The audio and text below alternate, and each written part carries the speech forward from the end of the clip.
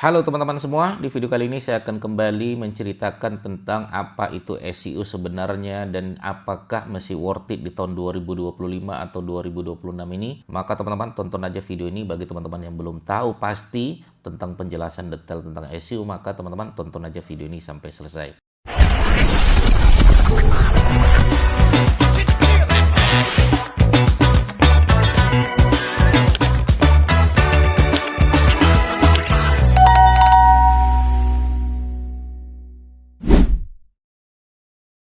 Oke ya teman-teman sekalian ya, ternyata masih banyak juga orang yang bertanya kepada saya ya, Mas Didik, sebenarnya apa itu SEO ya, secara mudahnya biar supaya dipahami oleh kalangan-kalangan yang belum paham tentang SEO ya. Baik teman-teman, kita akan membedah di video ini ya. SEO ya, ini SEO ya, jadi tulisannya tuh SEO bukan SEO, apalagi CEO, beda ya, beda jauh ya. SEO, S itu adalah search ya, E itu adalah engine, O itu adalah optimization. Jadi kalau diartikan berdasarkan arti, itu adalah optimasi mesin pencari atau search engine optimization. Optimasi mesin pencari ya. Mesin pencari itu apa saja? Mesin pencari itu ya google.com mesin pencari, ya bing.com mesin pencari, yandex.com mesin pencari. Nah, ini mesin pencari yang sudah diakui secara dunia gitu kan. Tapi kalau di media sosial juga mesin pencari teman-teman. youtube.com itu juga mesin pencari ya. Instagram itu juga di atasnya ada mesin pencari. TikTok di atasnya juga ada mesin pencari. Bahkan semua platform media sosial itu ada mesin pencarinya. Facebook juga ada mesin pencari gitu kan. Nah, di marketplace teman-teman juga bisa lihat di Shopee ada mesin pencari itu atasnya. Lazada ada mesin pencarinya. Ya, Tokopedia ada mesin pencarinya. Artinya semua platform saat ini juga itu ada mesin pencari gitu kan.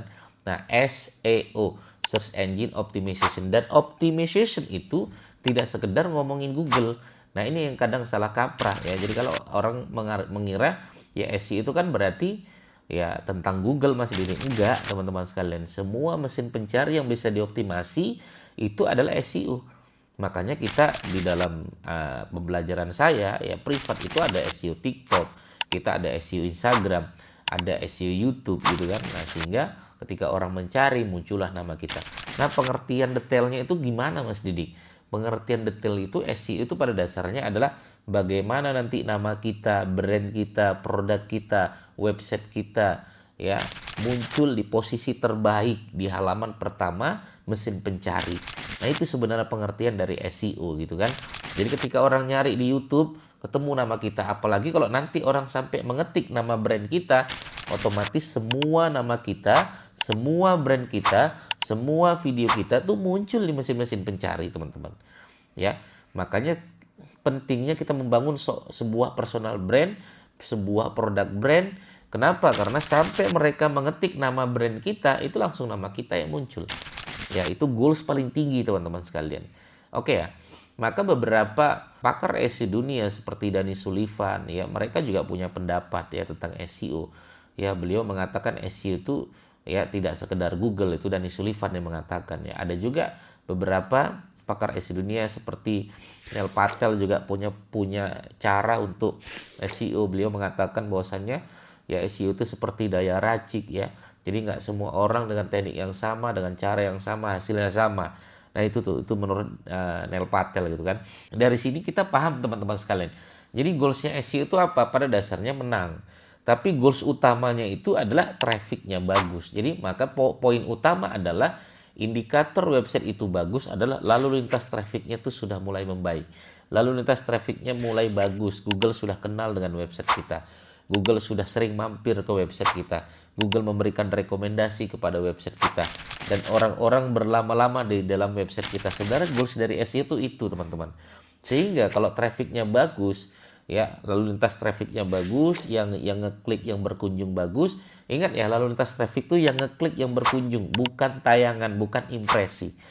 Jadi kalau website kita impresinya ada banyak ya, tapi kliknya sedikit juga bukan itu tujuan kita. Tujuannya gimana mereka biar masuk kepada website kita nih. Mereka lihat website kita, mereka lihat produk-produk kita, sehingga mulai ada permintaan-permintaan. Makanya trafficnya semakin tinggi, permintaannya juga biasanya semakin tinggi. Kalau permintaannya semakin tinggi, biasa closingannya juga harusnya semakin tinggi, gitu kan. Nah, makanya kita perlu membawa arus orang-orang agar masuk ke website kita. Makanya Bang Dery kasih solusi itu pernah bilang, kalau kita punya produk, delivery orang lain agar masuk ke cerita dari produk kita. Jadi kita bukan menawarkan produk. Nah, mendelivery itulah yang disebut dengan kita membuat sebuah konten informasi, kita membuat sebuah konten question, kita juga membuat sebuah konten transaksional dari konten yang kita bangun di dalam website. Jadi website juga nggak harus semuanya hard selling. Maka saya tidak sepakat juga kalau website, oke, kita tembak jual baju, jual celana, enggak. Ya, apalagi retail. Saya termasuk orang yang tidak setuju membangun sebuah produk retail di dalam sebuah website. Apalagi retailnya di umum gitu kan.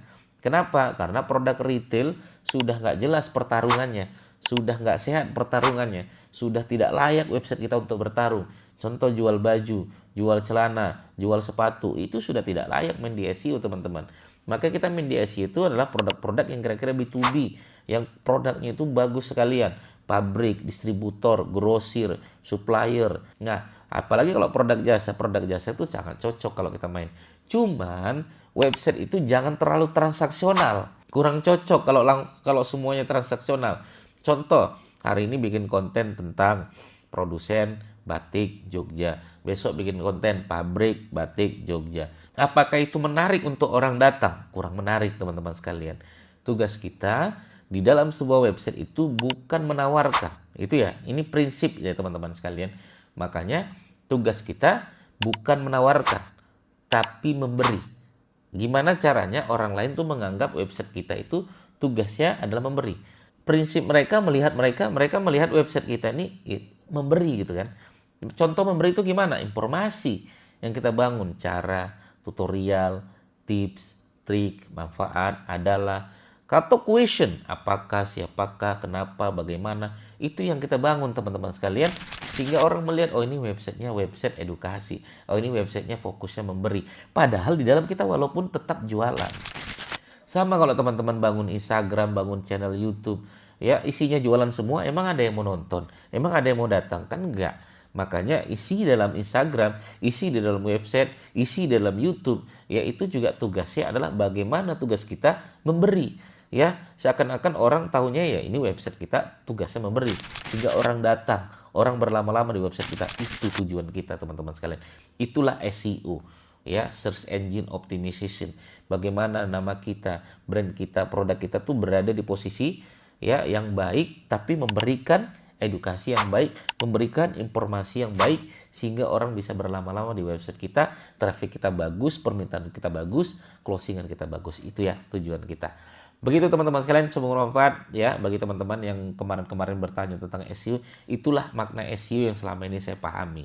Ya, begitu semoga bermanfaat bagi teman-teman bertanya, langsung saja bertanya di kolom komentar kami. Assalamualaikum warahmatullahi wabarakatuh. Bye bye.